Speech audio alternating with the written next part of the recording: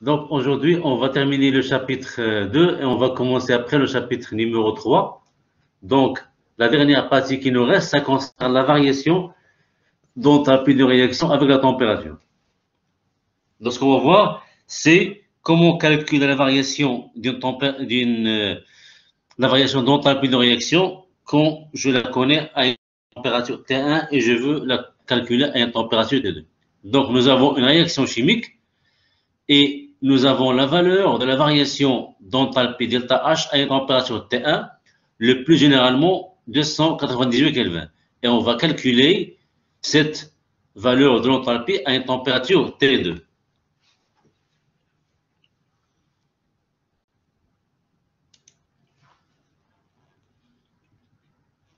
Donc, voilà la réaction à la température T1 et puis voilà la réaction à la température T2. A1, A1 plus A2, A2 qui va donner A', A'1 plus A'2, A'2. Donc, à la température T2, voilà la réaction. On va calculer delta H à la température T2, sachant que je connais la valeur de la variation d'enthalpie de la réaction à la température T1. Donc, on va avoir une élévation de température de tous les réactifs et de tous les produits, de T1 à T2. Et on va utiliser la relation que nous avons vue la semaine dernière, la variation de l'enthalpie H en fonction de la température, qui est dH égale Cp fois dt. La dérivée de l'enthalpie, c'est Cp fois dt. Cp, c'est la capacité calorifique thermique molaire à pression constante et dt, c'est la dérivée de la température. Donc, quand j'augmente la température du réactif A1 de T1 à T2, qu'est-ce qui se passe? On doit calculer delta H1. Même chose pour delta H2, même chose pour delta H'1, même chose pour delta H'2. Et la relation qu'on va utiliser, c'est toujours dH égale Cp dt. On va appliquer le premier principe qui nous permet d'écrire que la variation d'enthalpie de l'état initial vers l'état final est égale à delta H pt1 selon le chemin direct. Et on va calculer sa valeur selon le chemin indirect. Le chemin indirect, c'est celui qui nous emmène à partir des réactifs A1, A1, A2, A2, à T1, passant par A1, A1, A2, A2, à T2, puis A'1, A'1, A'2, A'2 à T2, et enfin, en revenant à l'état final, A'1, A'1, A'2, A'2 à la température T1. Donc, le chemin indirect, c'est en partant de A1, A1, A2, A2, passant par A1, A2, A2 à T2, et A'1, A'1, A'2, A'2 à T2, et on va finir avec A'1, A'1, A'2, A'2 à T1. Donc, le chemin indirect a le même sens que ces 5 réactions. Donc, delta H1 plus delta H2 plus delta H'1 plus delta H'2 plus delta H'2. Attention, j'ai fait ça exprès, je vous ai donné les signes. Attention, attention. On peut choisir le chemin qu'on veut. Maintenant, vous allez regarder avec moi ici. Je peux calculer delta H selon delta HT1 ou delta HT2. Si vous regardez la formule, moi je vais calculer delta HT2 directement. Donc delta HPT2, c'est la réaction à T2, est égal à quoi? À delta A du chemin indirect. Donc, dans ce cas-là, on aura delta HT2, c'est quoi? C'est moins delta H1, moins delta H2, plus delta HPT1, plus delta H'1, plus delta H'2. C'est très simple. De T2 et toujours à T2, la réaction à T2. Vous avez delta HPT2, la réaction qui est en bas. Delta HPT2, la réaction qui est en bas, sont delta H et delta HPT2, égale à delta A du chemin indirect. Le chemin indirect, vous avez moins delta H1, moins delta H2, plus delta HPT1, plus delta H'1, plus delta H'2. Les 5 valeurs de delta H Voilà comment on va les calculer. Delta H PT1, elle est donnée. Delta H1, delta H2, delta H'1, delta H'2, on va les calculer à partir de la relation CP dt. Donc delta H1, c'est quoi? C'est l'intégrale entre T1 jusqu'à T2 de CP de A1 dt, sans oublier les coefficients stéréométriques. Delta H2 aussi, l'intégrale T1, T2, CP de A2 dt, sans oublier le coefficient A2. Delta H'1, c'est A'1, intégrale T1, T2, CP d'A'1 dt. Delta H'2, c'est A'2, intégrale T1, T2 de CP d'A'2 dt. Donc, c'est la même relation. Ce qui diffère, c'est les CP de A1, A2, A'1, A'2 et les coefficients stéréométriques. Donc, on passe à la relation. Voilà qu'est-ce qu'on obtient. Delta HPT2 égale delta HPT1. On a les mêmes intégrales avec les mêmes bornes. Donc, vous avez l'intégrale T1, T2 de A'1, CP de A'1, plus A'2, CP de A'2, moins A1, CP de A1, moins A2, CP de A2, dt. Donc, est égal à delta HPT1 plus l'intégrale de T1, T2 de quoi? De la somme des CP des produits, sans oublier les coefficients stéréométriques, moins la somme des CP des réactifs, sans oublier les coefficients stéréométriques. Pour simplifier, on va poser delta CP. La variation de CP, c'est quoi? C'est la somme des CP des produits moins la somme des CP des réactifs. Et par conséquent, la variation d'enthalpie à une température T2 avec la pression constante égale la variation d'enthalpie à une pression P constante à la température T1 plus l'intégrale de T1 jusqu'à T2 de delta CP dt. Delta CP, c'est les CP des produits et leur somme, sans oublier les coefficients, moins la somme des CP des réactifs, sans oublier les coefficients stéréométriques. C'est la relation de Kirchhoff. Elle permet, je répète, de trouver la variation d'enthalpie à une température T2 quand je la connais, bien sûr, à une température T1. Attention, les CP dépendent de la température. Les CP dépendent de la température. Monsieur, Oui. monsieur, j'ai pas compris pour les signes. Qu'est-ce que tu n'as pas compris? Pour les signes, delta HP1, delta HP2. Qu'est-ce que tu n'as pas compris au juste? Les signes, monsieur, les signes. Je vais revenir. Le sens positif, فين كاين باش خدينا les signes moins. Si vous regardez la réaction 2, où il y a T2, on a delta HPT2. En allant de la gauche vers la droite, qu'est-ce qu'on a? Delta HPT2. Vous êtes d'accord? En allant de la gauche vers la droite, on a delta HPT2. C'est le chemin direct. Vous êtes d'accord? Vous êtes d'accord?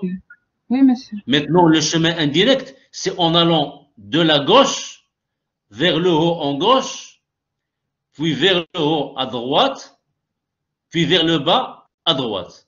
Donc, quand je monte en haut, le chemin avec les deux réactions, est-ce qu'ils sont dans le même sens? Non, différents sens. C'est pour ça que j'ai mis moins. Quand je continue mon chemin, est-ce que mon chemin a le même sens que la réaction 1? Non. Le chemin, je dois continuer mon chemin vers la droite en haut et puis enfin vers la droite en bas. Oui. Donc delta H1 voilà, rendu, oui, moins. Voilà, on va mettre plus pour delta HT1. Maintenant, je continue mon chemin de la droite en haut vers la droite en bas. Même sens, c'est ça? Oui. Donc, je mets plus. Donc, il suffit de regarder le sens du chemin avec le sens des réactions. S'ils sont les mêmes, c'est plus. S'ils sont différents, c'est moins. C'est clair? Oui, monsieur. Est-ce que c'est clair? Voilà, très bien.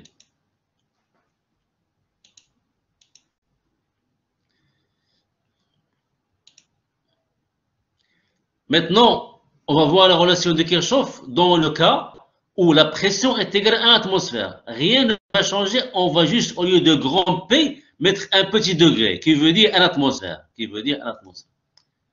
Maintenant, si les CP sont constants, on aura delta CP qui est constante, elle va donc sortir de l'intégrale. On aura delta H degré T2 égale delta H degré T1 plus delta Cp, elle va sortir de l'intégrale, il nous reste l'intégrale de dt. C'est quoi cette T? C'est donc T2 moins T1. Remarque, la relation de Kirchhoff n'est valable que s'il n'y a pas de changement de phase. Si vous regardez bien, on n'a aucun changement de phase dans la réaction qu'on vient de voir. La relation de Kirchhoff peut aussi s'écrire qu'autrement. C'est-à-dire au lieu de dH égale Cp dt, on peut écrire d de delta H sur dt égale delta Cp. C'est-à-dire au lieu de H, on va écrire delta H. Et au lieu de Cp, on va écrire delta Cp. Delta Cp. On passe maintenant au chapitre numéro 3, application du deuxième principe à la chimie. Nous avons vu la fonction U, énergie interne. Nous avons vu la fonction enthalpie H. Ce sont deux fonctions d'état qui nous donnent des informations sur le travail et la chaleur échangés entre le système et le milieu extérieur, qui nous donnent des informations sur l'exothermicité et l'endothermicité de réaction, qui nous donnent aussi des informations sur la différence entre delta H et delta U, est-ce qu'elle est grande ou est-ce qu'elle est petite. Donc, on va introduire maintenant une nouvelle fonction entropie grand S, appelée entropie, qui est une fonction d'état aussi du système. Au cours des transformations irréversibles, l'entropie de l'univers demeure constante. En aucun cas, l'entropie de l'univers ne décroît. L'entropie S est une fonction d'état grâce à laquelle on va mesurer l'ordre d'une réaction. Donc, on va partir des réactifs pour obtenir des produits. Et on va essayer de voir est-ce que l'état final des produits est plus ordonné ou moins ordonné par rapport à celui des réactifs. Donc, on va s'intéresser à l'ordre ou, si vous voulez, le désordre qui a eu lieu lors d'une réaction chimique. Passons d'un état initial vers un état final. Des réactifs vers le produit, on va calculer delta S de la réaction. Et on va voir est-ce que delta S est positive ou négative ou nulle. Est-ce qu'elle augmente? Est-ce qu'elle diminue? Est-ce qu'elle reste constante? Ça veut dire on va s'intéresser à savoir est-ce que l'ordre a augmenté ou diminué en passant des réactifs vers les produits. En aucun cas, l'entropie de l'univers ne décroît. L'entropie de l'univers ne peut jamais diminuer, elle est tout le temps constante. Elle est tout le temps constante. Si elle change, c'est bien sûr la fin du monde. Parce que tout simplement, j'ai dit que l'entropie S mesure le désordre, ou on peut dire aussi l'ordre d'une réaction. Toujours des réactifs par rapport aux produits ou des produits par rapport aux réactifs. Donc, on peut mesurer l'ordre ou le désordre. C'est la même chose. Des réactifs par rapport aux produits ou des produits par rapport aux réactifs. Pour vous introduire cette fonction d'état S, entropie, on va essayer de voir des analogies. La tendance naturelle de tout processus spontané est d'augmenter le désordre. On remarque tout d'abord que toutes les formes d'énergie peuvent s'écrire sous la forme suivante. D rond W égale à grand X fois dx. Égale à grand X fois dx. Grand X, c'est une variable de tension intensive et petit x, c'est une variable extensive. Exemple, la dérivée du travail, c'est la force fois la dérivée de la longueur. C'est la pression fois la dérivée du temps. C'est RI au carré dt. Eh bien, on va introduire cette relation-là et on va utiliser la chaleur, l'entropie S et la température T. Et on va voir qu'est-ce qu'on obtient. Donc, si vous regardez avec moi, qu'est-ce qu'on a? L'écoulement de la chaleur d'un corps chaud vers un corps froid mis au contact montre que la température est la variable de tension d'énergie calorifique. La dérivée partielle de la chaleur, c'est T fois la dérivée de l'entropie S. Pourquoi? Tout simplement parce que si on parle de température, on va donc chauffer. Lorsqu'on chauffe, on provoque une agitation thermique. Lorsqu'il y a une agitation thermique qui est provoquée par le chauffage, on aura une quantité de chaleur échangée entre le système et le milieu extérieur. Et chaque fois qu'il y a une quantité de chaleur échangée entre le système et le milieu extérieur, eh ben, automatiquement, nous avons une possibilité d'augmenter ou diminuer l'ordre ou le désordre des réactifs par rapport aux produits ou des produits par rapport aux réactifs. Donc, c'est la température, c'est l'agitation thermique, la chaleur, qui va nous provoquer l'ordre ou le désordre des produits par rapport aux réactifs ou des réactifs par rapport aux produits. La fonction entropie S est une fonction d'état. C'est une grandeur extensive pour une transformation réversible. On a donc delta S, il suffit d'intégrer ds égale l'intégrale de d rond Q sur T entre 1 et 2. De l'état initial vers l'état final, de 1 à 2, la variation d'entropie de S, c'est intégrale de d rond Q sur T pour une transformation qui est bien sûr réversible. Pour une transformation qui est irréversible, on a ds est supérieur à d rond Q irréversible sur T. S est exprimé en joules Kelvin-1 ou calories Kelvin-1.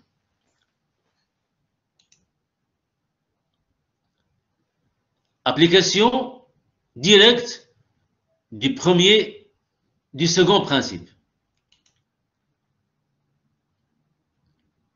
Variation d'entropie lors d'un changement de phase. On va essayer de voir comment calculer la variation d'entropie lorsqu'il y a un changement de phase, c'est-à-dire en passant d'un solide, par exemple, vers un liquide. Considérons un corps pur A susceptible de se transformer d'une phase Φ1 à une autre phase Φ2, par exemple, du solide vers le liquide, par exemple, une réaction de fusion.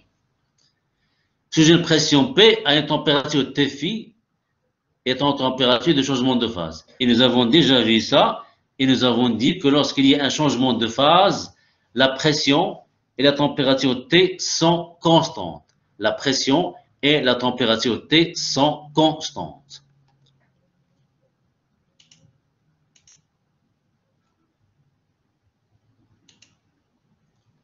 S'il vous plaît, arrêtez d'écrire n'importe quoi sur l'écran. Nous sommes ici pour travailler. Je suis en train de vous donner un cours. Alors, s'il vous plaît, soyez sérieux. C'est dans l'intérêt de tous. Et je vous remercie. Nous avons vu que les changements de phase d'un corps pur se font toujours à pression et température T constante. Et nous avons vu que delta H d'un changement de phase est toujours donné par des tableaux qu'on appelle des tables thermodynamiques. Étant donné que ds égale d rond Q sur T, et bien ds égale d rond Q sur T et d rond Q égale dH sur T. La dérivée de l'enthalpie du changement de phase divisée par la température T du changement de phase. Donc, delta S d'un changement de phase, c'est tout simplement delta H du changement de phase divisé par la température T du changement de phase. Allez-y, Madame Hsna El Wafdi, je t'entends.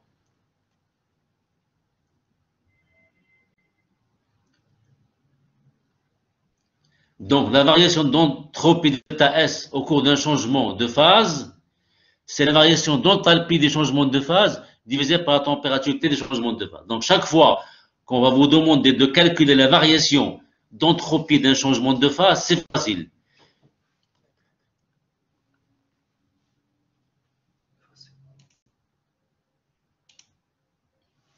C'est la variation d'enthalpie des changements de phase divisée par la température T du changement de phase.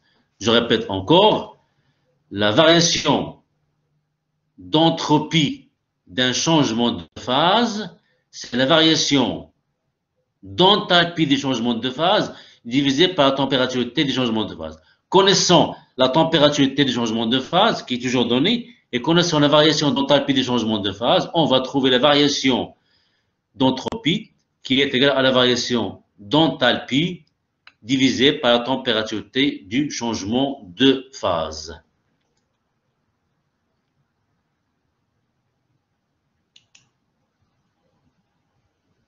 On va prendre un exemple. Maintenant, vous allez essayer de bien m'entendre.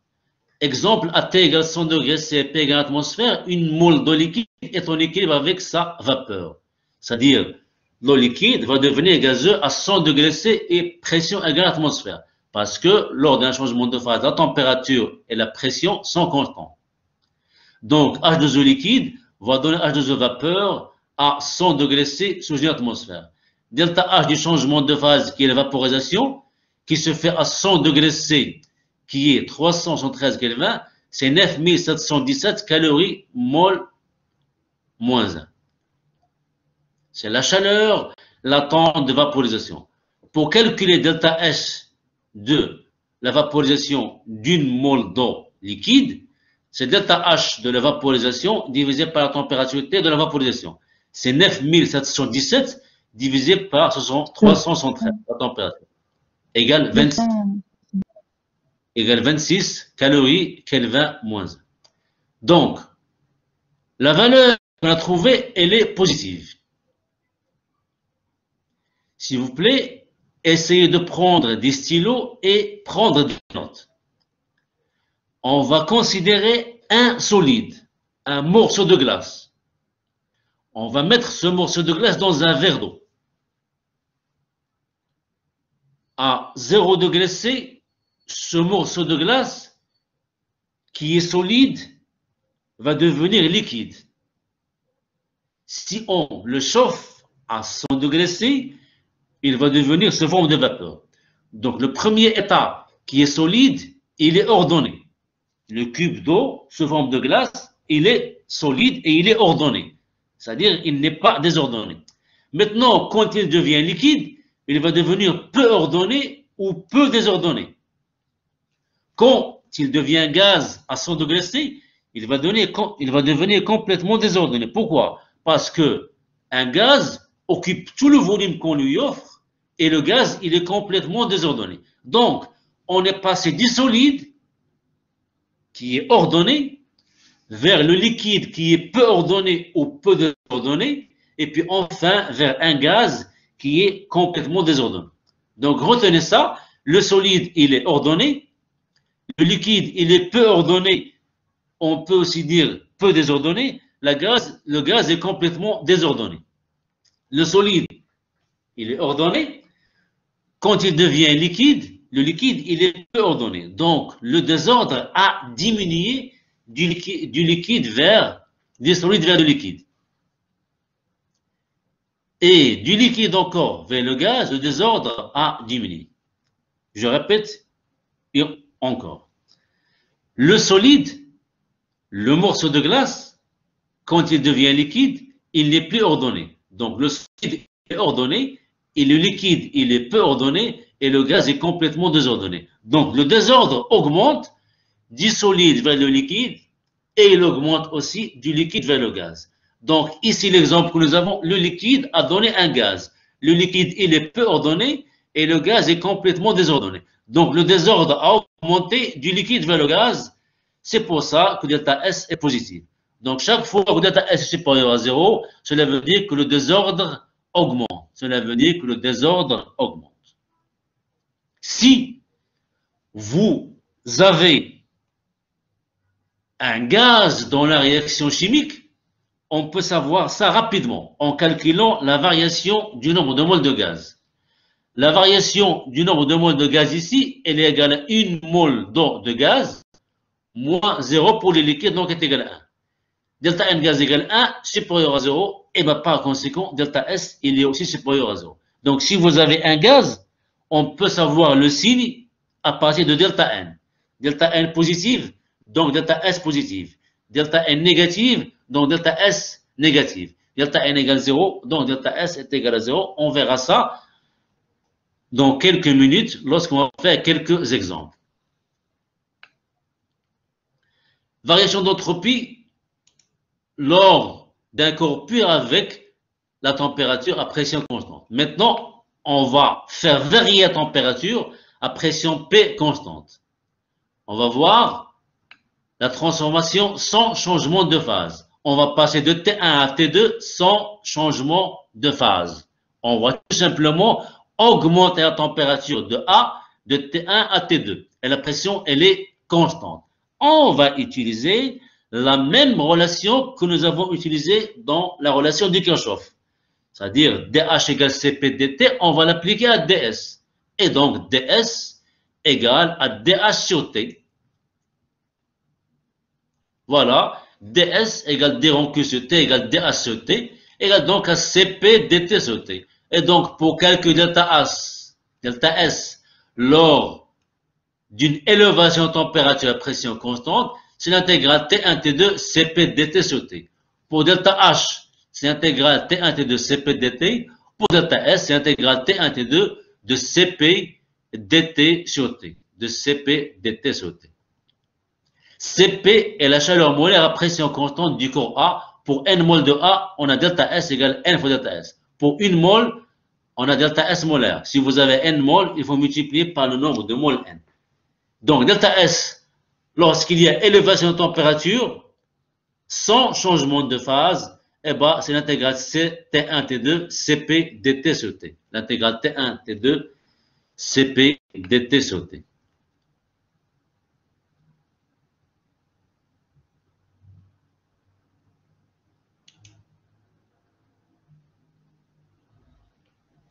Maintenant, on va voir les deux cas.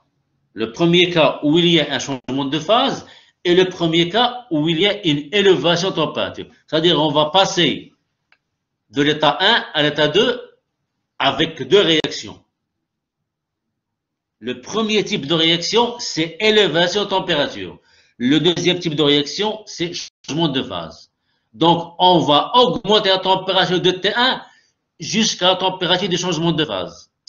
On va faire le changement de phase et après, on va augmenter la température de la température T du changement de phase jusqu'à T2. Donc, on aura trois réactions.